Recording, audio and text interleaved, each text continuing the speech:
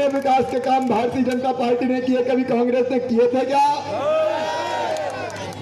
एक तरफ विकास के काम और दूसरी तरफ आम जन की खिदमत में हमने कोई कसर नहीं रखी है। भारतीय जनता पार्टी का मंत्र है सबका साथ सबका विकास। हिंदू हो या मुसलमान, हम सब हैं भाई भाई, प्यार बांटते चलो, प्यार बांटते चलो। इन बच्चों का भविष्य बर्बाद नहीं होने दूंगा।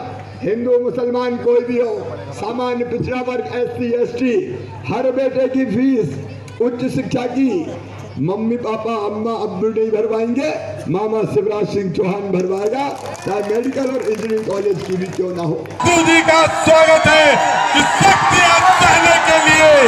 और महेंद्र सिंह चौहान जी, छक्का लग गया, छक्का लग गया भैया। मामा तो गयो, मामा तो गयो और ठाकुर भी गयो।